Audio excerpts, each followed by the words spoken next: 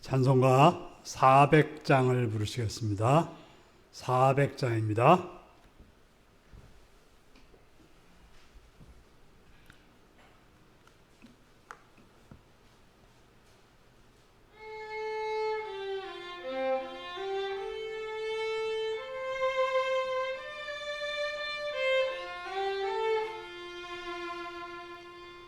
험한 시험물 속에서 나를 건져주시고 노원 풍랑 지나도록 나를 숨겨주소서. 주여 나를 돌보시사 고이 품어주시고 험한 풍파 지나도록 나를 숨겨주소서. 권세 능력 무한하사 모든 시험 이기고 풍랑까지 다스리는 주님 앞에 비오니 주여 나를 돌보시사 고이 품어주시고 험한 풍파 지나도록 나를 숨겨주소서. 죄악길에 빠진 이 몸 캄캄한 내매며 부르짖는 나의 원 들으소서. 내 주여 주여 나를 돌보시사 고이 품어주시고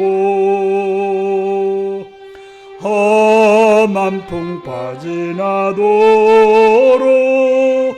나를 숨겨주소서.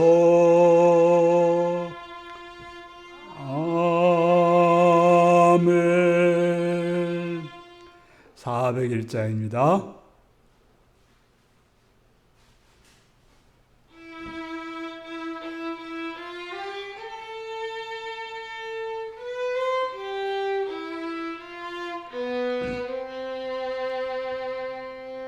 주의 곁에 있을 때 마음이 든든하오니 주여 내가 살 동안 인도하여 주소서. 주여 주여 나를 인도하소서. 빠른 세상 살 동안 주여 인도하소서. 피난처인 예수여 세상 물결어 말 때 크신 은혜 베푸사 나를 숨겨주소서. 주여 주여 나를 인도하소서. 빠른 세상 살 동안 주여 인도하소서. 세상 풍파 지난 후 영화로운 나라와 눈물 없는 곳으로 들어가 하게 하소서. 주여 주여 나를 인도하소서. 빠른 세상 살 동안 주여 인도하소서. 아멘. 405장을 부르시겠습니다.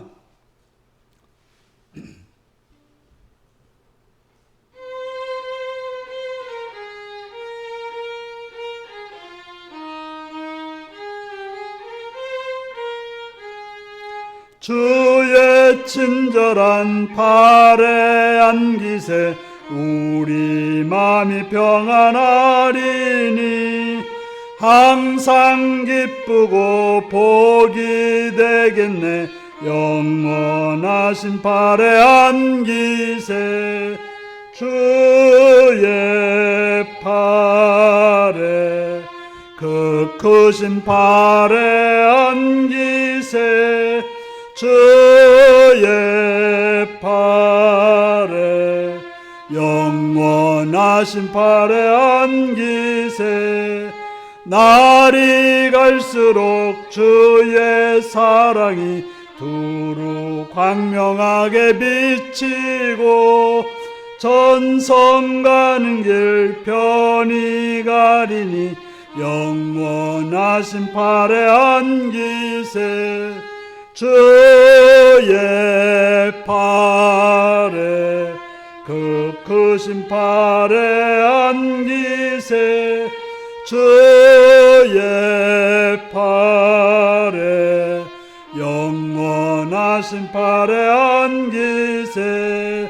주의 보좌로 나아갈 때에 기뻐 찬미소리 외치고 겁과 두려움 없어지리니 영원하신 팔에 안기세 주의 팔에 그 크신 팔에 안기세 주의 팔에 영원하신 팔에 안기.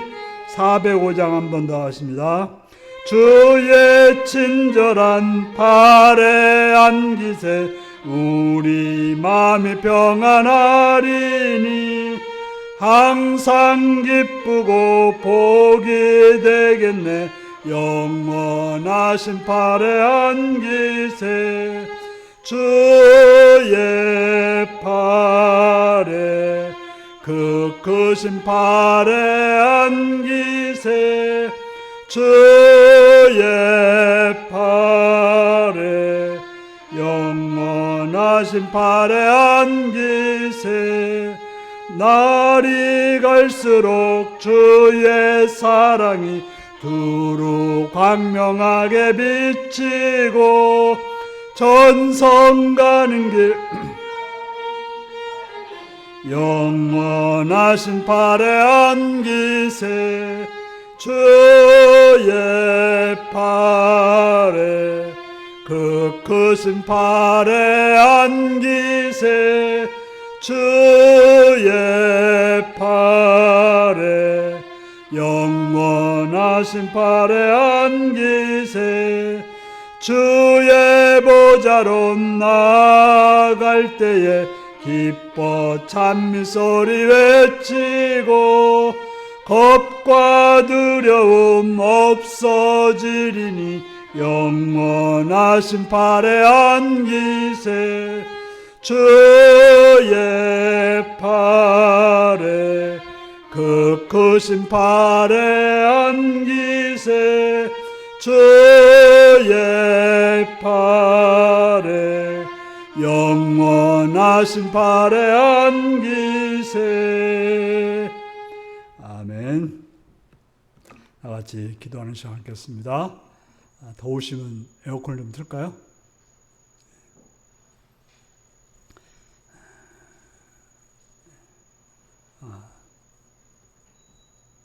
오늘 이 자리까지 인도하시는 앞에 여러분의 삶을 고백하시고 또 감사할 거 감사하시고 회개할 거 회개하시고 시간 나라를 위해서 또한 이 땅의 교회들을 위해서 북한 땅과 북한의 백성들과 북한의 지도자들과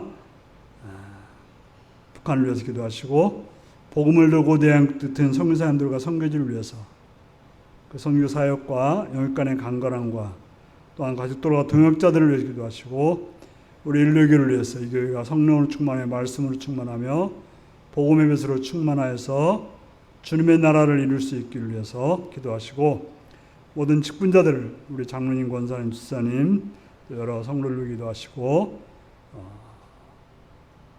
병으로 통당하는 자들과 연약한 자들과 부족한 자들을 위해서 또 외국에 있거나 군에 있거나 타인자를 위해서 다 같이 기도하는 시간 갖겠습니다.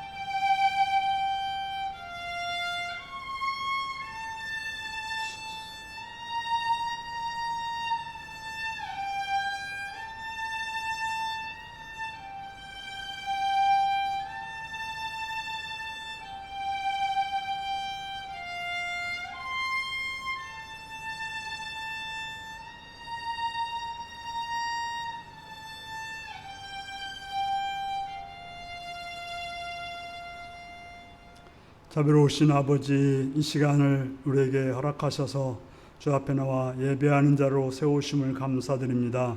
주의 말씀으로 가르쳐 주시옵시며 듣고 깨닫고 알아 진리 가운데로 생명의 자리로 나갈 수 있도록 도와주옵소서. 감사드리오며 예수님의 이름으로 기도하옵나이다. 아멘.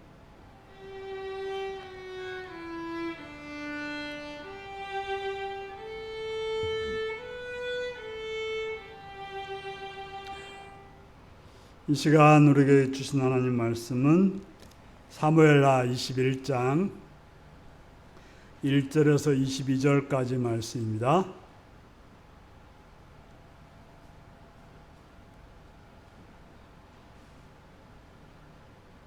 사무엘하 21장 1절에서 22절입니다.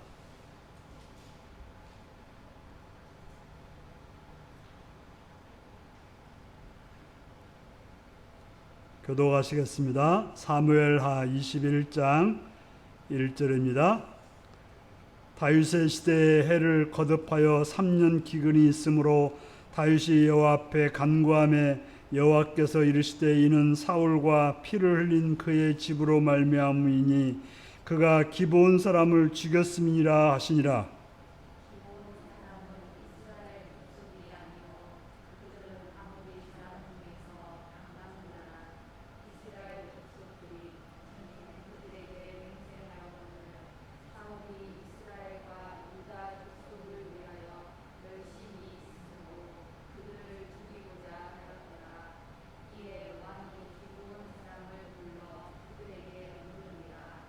다윗이 그들에게 묻되 내가 너희를 위하여 어떻게 하랴? 내가 어떻게 속죄하여야 너희가 여호와의 기업을 위하여 복을 빌겠느냐 하니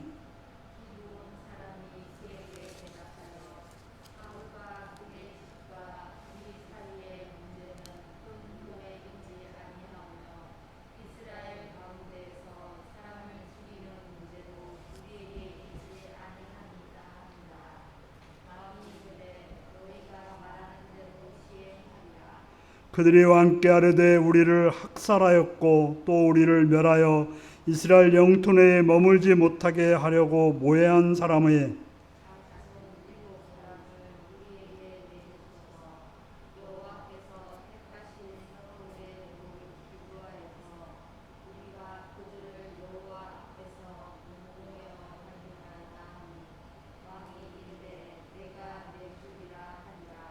그러나 다윗과 사울의 아들 요나단 사이에 서로 여호와를 두고 맹세한 것이 있으므로 왕이 사울의 손자 요나단의 아들 무벳은 아끼고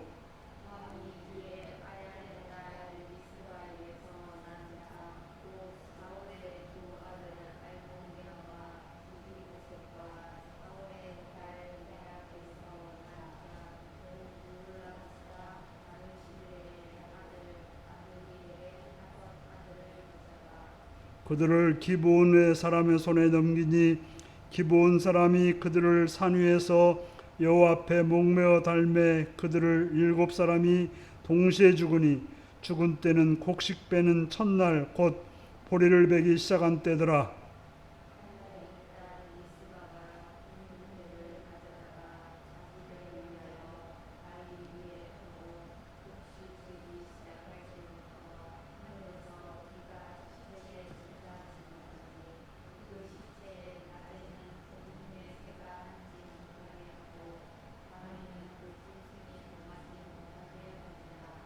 이에 아야의 딸 사울의 첩 리스바가 행한 일이 다윗에게 알려지매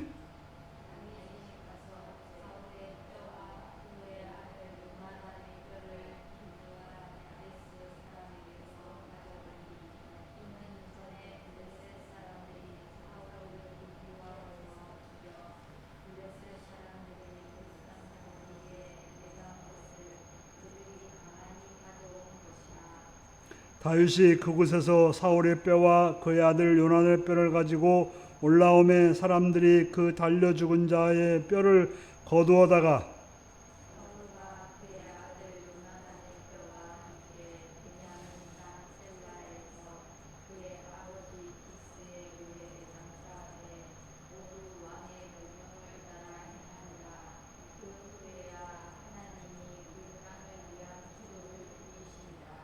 블레 사람이 다시 이스라엘을 치거늘 다윗이 그의 부하들과 함께 내려가서 블레 사람과 싸우더니 다윗이 피곤하매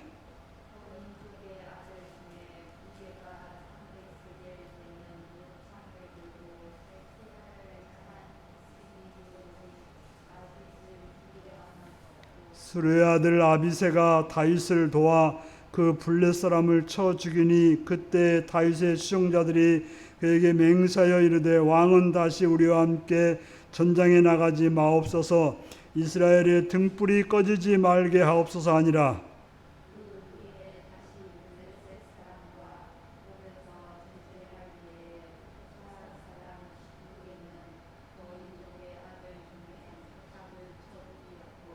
또다시 블레 사람이 곱에서 전쟁할 때에 벨드레헴 사람 아르의 오르 김의 아들 엘하나는 가드 골리앗의 아우 나오미를 죽였는데 그자의 창자루는 배틀째 같았더라.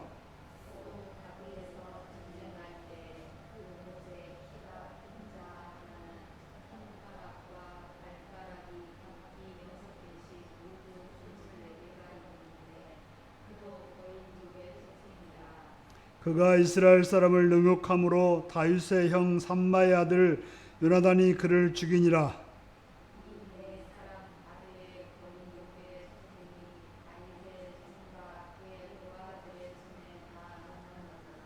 아멘. 네, 사랑하고 축복합니다. 예수님을 사랑하시는 분들 아멘 하시기 바랍니다. 아멘. 이 시간 말씀을 듣고 은혜 받기 원하시면 아멘 하시기 바랍니다. 아멘. 오늘은 하나인 세상에서 라는 제목으로 말씀을 나누겠습니다. 먼저 세상이 얼마나 다양한지를 말해보세요 라고 했는데요. 세상은 참으로 다르고 다른 사람들이 모여 삽니다. 사는 곳이 달라요. 어떤 사람들은 사막에 살고 어떤 사람들은 바다에 사는 분들이 있고요. 또 산 위에 사는 분들도 있고 또 눈 위에서 사는 분들도 있습니다. 그래서 우리는 700m가 좋은 장소라고 하는데 어느 나라는 5000m에서 사는 사람들도 있어요. 그래서 우리가 가서 일주일도 버티기가 힘들다는 거예요. 거의 실신할 지경이 된다라고 그래요. 볼리비아 같은 데는 그렇다고 그래요. 이처럼 다르게 삽니다. 그리고 또 피부 색깔도 다 다르고 머리 색깔도 다르고 요즘에는 한국에도 머리 색깔이 다 다르지만요. 흰머리, 빨간 머리, 파란 머리, 여러 머리들이 많더라고요. 또 어떤 사람들은 한 끼에 몇천만 원어치를 먹는 사람들도 있더라고요. 그렇지만 몇백 원어치도 못 먹어서 아주 굶주리는 그런 사람들도 있습니다. 이처럼 세상은 여러 종류, 지금도 전쟁을 겪고 있는, 갑자기 나라가 사라져서 어디로 가야 될지도 모르는 그런 사람들도 있고, 산후 다양한 사람들이 있습니다. 하지만 이렇게 다양하지만 같이 누릴 수밖에 없는 것들이 있습니다. 우리가 북한과 남한이 이렇게 갈라져서 총뿌리를 서로 겨누고 있지만 뭐라고 해도 공기, 우리가 내신 공기, 우리 김정은이 마시고 김정은이 내신 공기 우리가 또 마시게 되어 있습니다.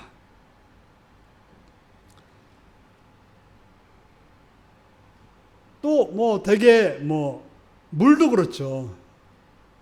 물도 우리도 이제 북한에서 남한으로 흐르는 물도 있지 않습니까? 임진강이라든지 이런 데는 같이 북한과 남한이 같은 물을 먹는 경우도 있는 것입니다. 아무리 원수라고 하지만 같이 같은 길을 가야 되고 같은 공기를 마셔야 되고 같은 물을 마셔야 되고 같은 나라에 살아야 되는 것입니다. 그리고 내가 잘못함으로 인해서 다른 사람이 죽을 수도 있고요.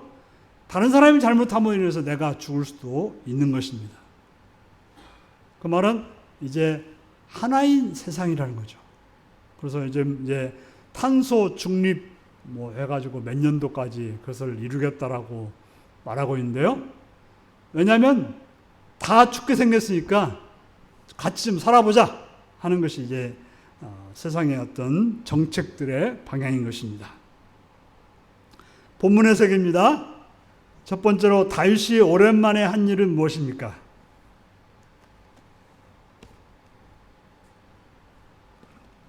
우리가 사무엘상을 말씀을 나눌 때 사무엘상에서 그는 전쟁을 할 때 사울에게 쫓길 때 늘 무엇을 했다고 들으셨습니까? 하나님께 물었다. 이 말이 참 많이 나옵니다. 그래서 묻고 한 사건에 한 번만 묻기도 했지만 한 사건에 두 번, 세 번도 묻는 그런 모습이 다윗의 모습이었고, 그래서 우리는 그런 다윗의 그 신앙에 대해서 훌륭하다라고 말하고 그가 쓴 시를 성경이 되듯이 그런 놀라운 역사가 되었던 것입니다. 그런데 오늘 보니까 아주 오랜만에 뭘 했어요? 기도를 하는, 물론 뭐 평상시에 기도를 했겠지만 사건 속에서 구체적으로 하나님께 기도하는 다윗의 모습을 보게 되는 것입니다. 자, 무슨 문제가 있었습니까? 이스라엘에 3년 동안 기근이 있었다. 한 해만 기근이 있어도 이건 엄청난 피해인데 3년 동안이나 비가 오지 않았다. 보통 이제 평야지대는 그래도 비가 안 와도 이런 뭐 강이라든지 이런 데서 물을 갖다 쓸 수 있지만 이 이스라엘 지역은 산악 지역이 많습니다. 실제로 그 평야지대는 블레셋이 차지하고 있고 산악 지역에서 이스라엘에 살았어요. 때문에 비가 안 오면 진짜 고통 나가는 거예요. 그래서 우리가 신명기에 보더라도 이런 말씀이 있어요. 이 이집트라는 나라는 그저 발로 이렇게 물고만 트면 물이 들어오는 그런 구조예요. 그런데 이스라엘은 하나님이 비를 내려줘야 농사를 지을 수 있는 그런 장소였어요. 그런 곳에 3년 동안 기근이 일어났다고 하는 것은 엄청난 고통이 있어서 다윗은 그 문제를 가지고 하나님께 묻게 되었다고 하는 것입니다. 하나님께 물었을 때 하나님은 어떻게 할까요? 묻는 자에게 대답해 주었습니다. 왜 3년 동안이나 이스라엘에 기근이 생겼다고 말합니까? 바로 사울로 인해서 피를 흘린 일이 있는데 피를 흘린 그 집 때문이라고 대답해 주고 있습니다. 두 번째입니다. 그러면 사울이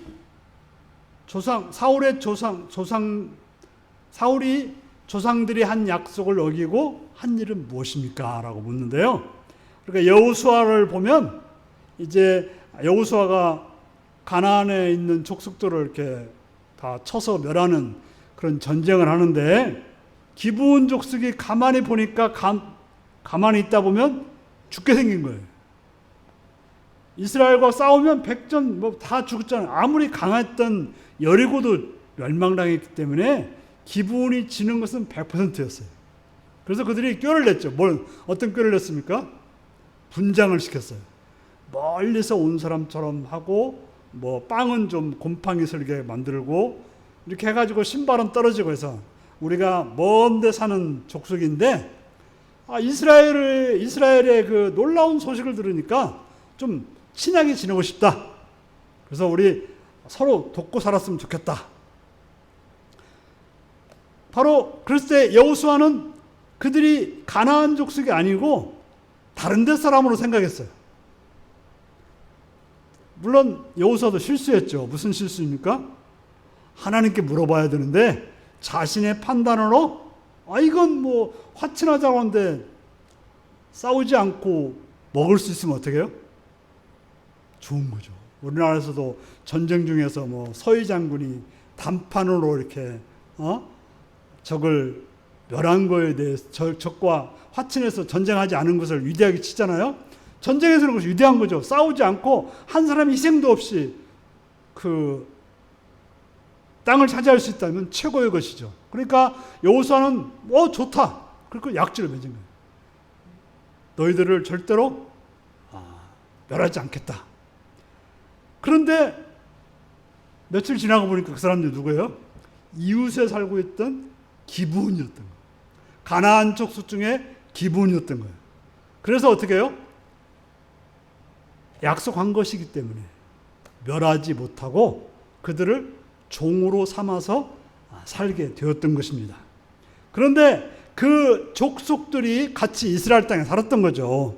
약간 물론 천민으로는 살았을 것 같아요. 그런데 사울이 그 이스라엘과 유다 족속에게 자기가 아주 이 나라를 위하는 아주 훌륭한 사람이라는 것을 보여주기 위해서 가나안 족속이었던 기브온을 사람들을 여러 명을 죽인 거예요. 그러니까 어떤 영심에 의해서 또 저는 이제 객기라고 했는데 내가 얼마나 이 나라를 생각하는지 모른다 하는 객기로 사람들을 죽인 거예요. 그것도 여호수아가 하나님 앞에서 약속한 살려주고 같이 살기로 약속한 그런 기브온 족속을 그냥 죽여버린 것입니다.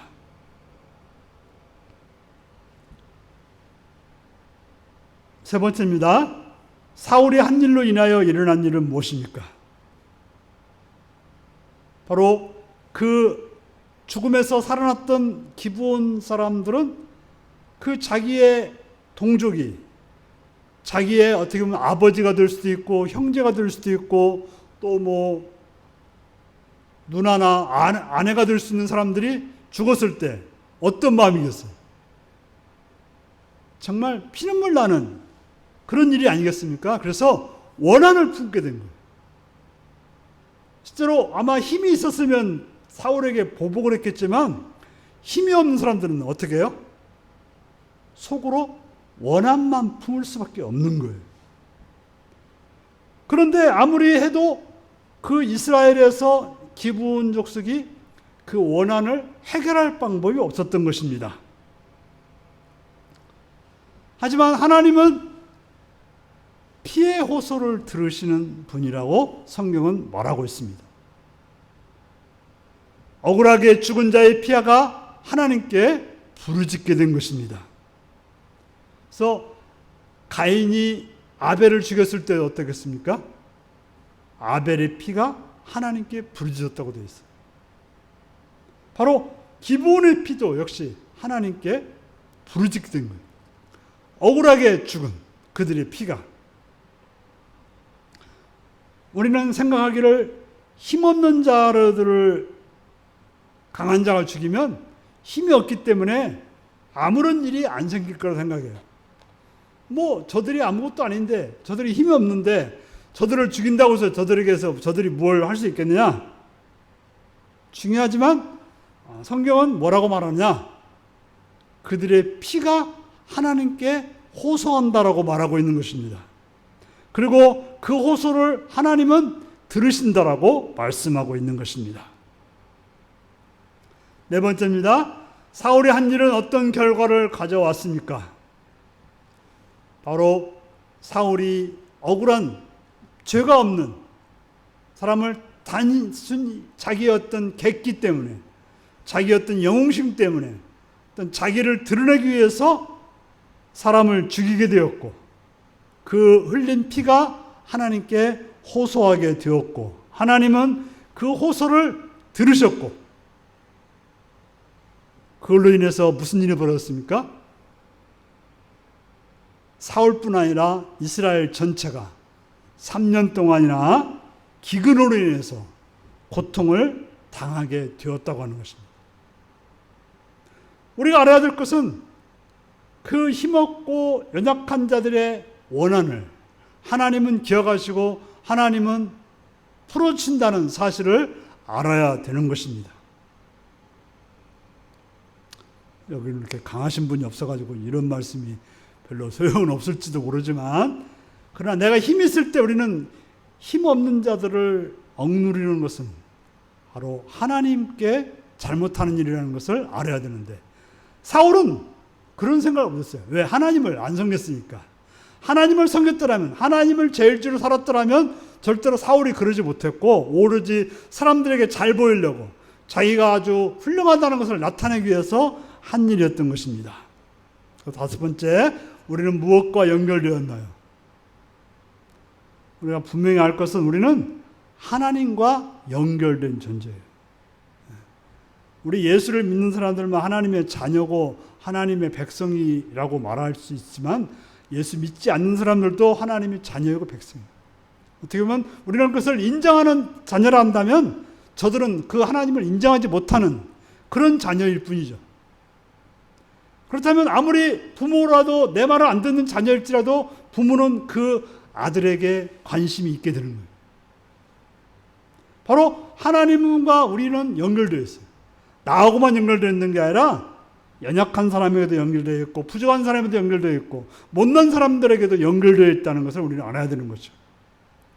뿐만 아니라 자연과도 연결되어 있는 거예요. 우리가 이제 아바타라는 영화를 보면 나무와 이렇게 그 자연과 사람이 연결되어서 어떤 여러 가지 하는 그런 장면이 나오는데요. 하나의 것은 어떤 상상일 수 있지만 실제적으로도 자연과 하나님과 우리는 연결되었다는 것을 알아야 되는 것입니다. 그래서 다른 사람을 해하는 것은 그저 다른 사람을 해하는 건 끝나는 것이 아니고 하나님을 해하는 일이 된다는 것을 우리는 알아야 될 것입니다. 또 자연을 해치는 일은 그 자연을 해치는 건 끝나지 않고 결과적으로 나중에 보면 그 자연의 해침 통해서 우리가 해로움을 받는, 우리가 고통을 당하는 그런 결과를 낳게 되는 것입니다. 실제로 우리가 손가락 하나가 상하면 손가락 하나가 제대로 치료되지 않았을 때 우리가 죽게 될 수도 있어요. 이게 썩어서 이게 전체로 영향 줘서 우리를 죽게 만들 수도 있는 거죠. 그래서 이제 자르는 일이 생기는 거죠. 그걸 여기를 빨리 아물게 하려고 자르는 거죠. 만약에 그것이 제대로 되지 않으면 손가락 하나 때문에 우리 몸이 죽게 됩니다.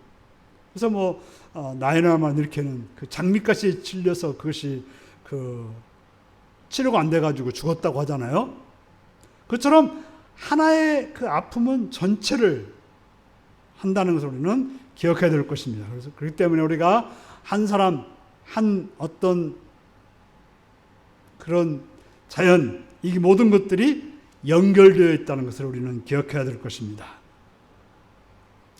여섯 번째입니다. 하늘 품은 사람들 때문에 어떤 일이 났습니까? 계속 나눈 것처럼 3년이나 이스라엘 전체에 기근이 생겼다. 우리 속담에도 그런 말 있죠. 속담인가요?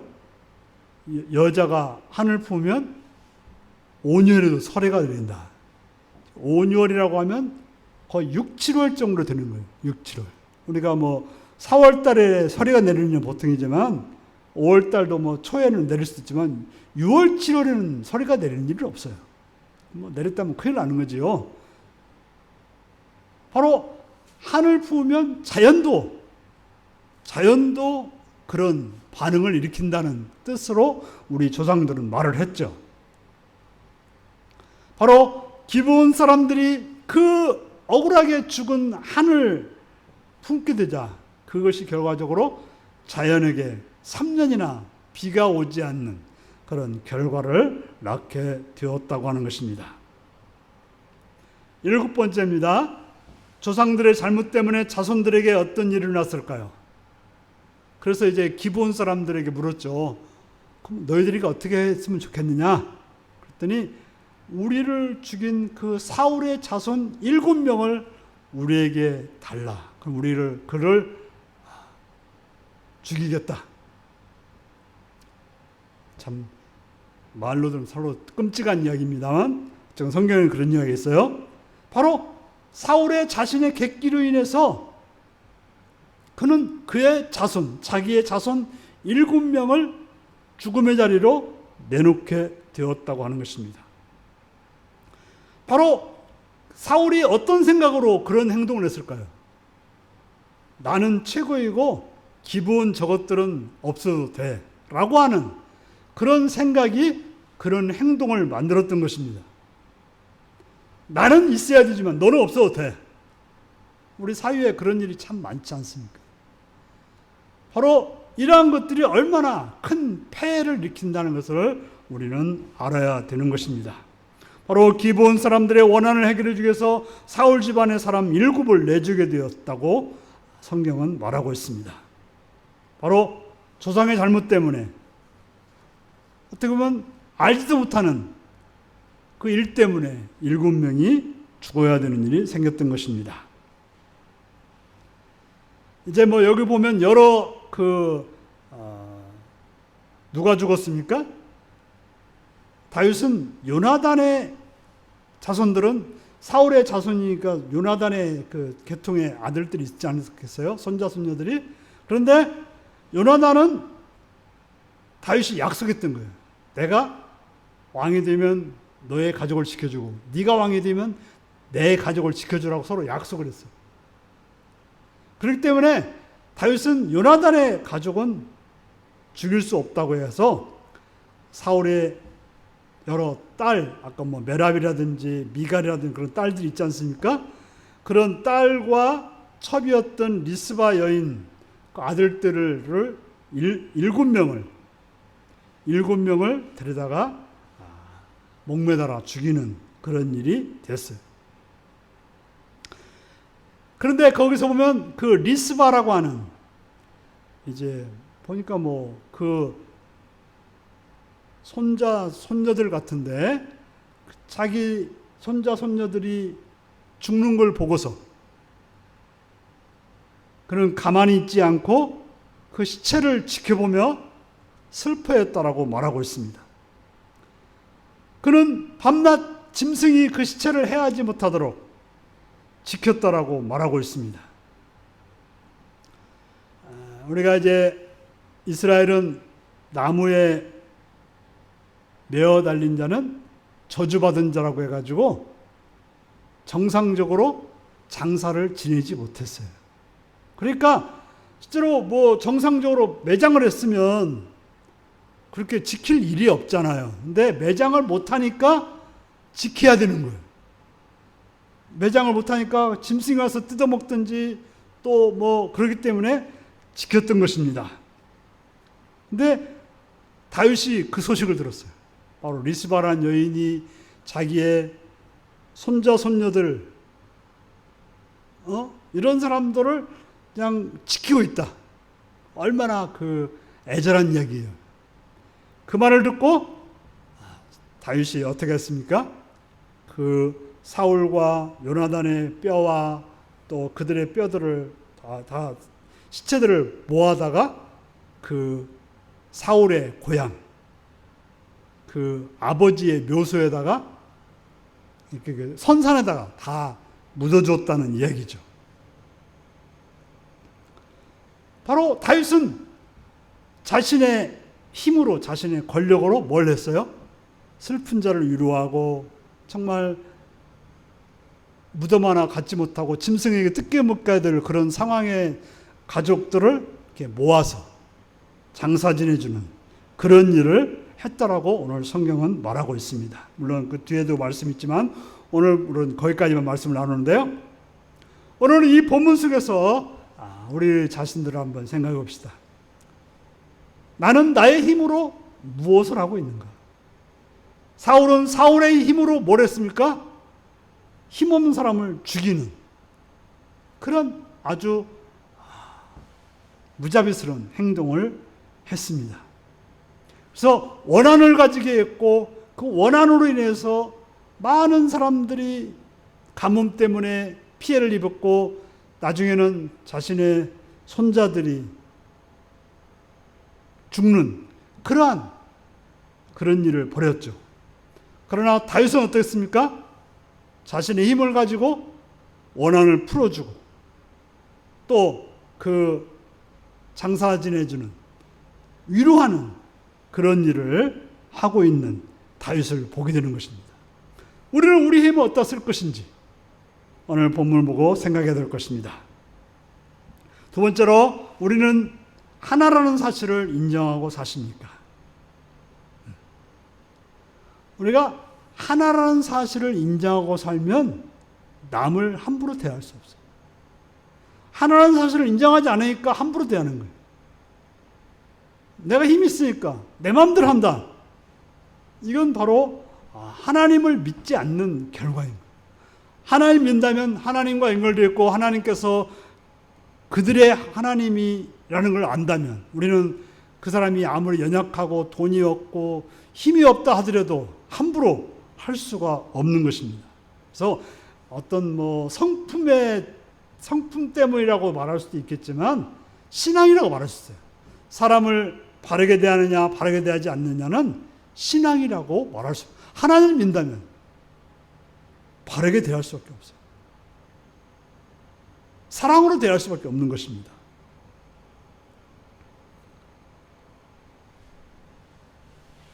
마지막으로 나는 상한 자를 치유하는 자로 살고 있습니까?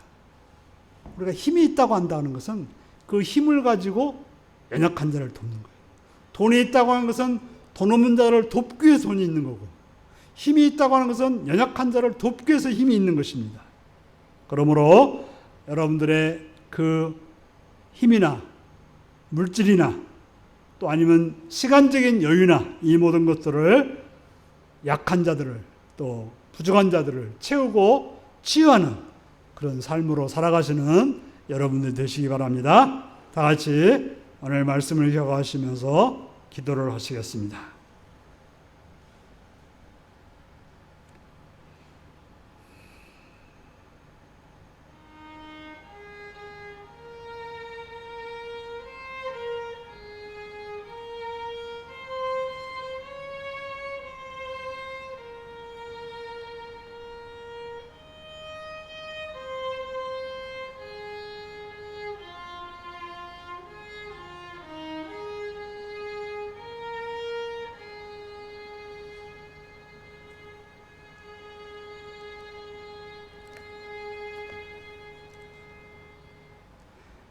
찬송가 406장을 부르시겠습니다.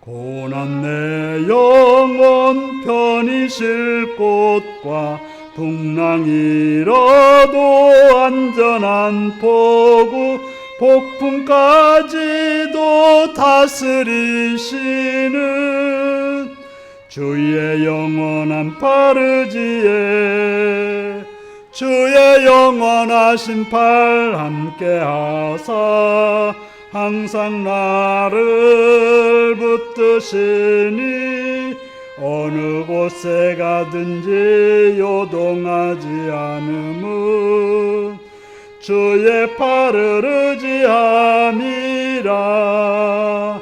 세상 친구들 나를 버려도 예수를 함께 동행함으로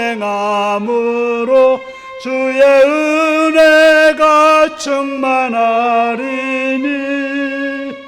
주의 영원한 파르지에 주의 영원하신 팔 함께하사 항상 나를 붙드시니 어느 곳에 가든지 요동하지 않음은 주의 팔을 의지함이라.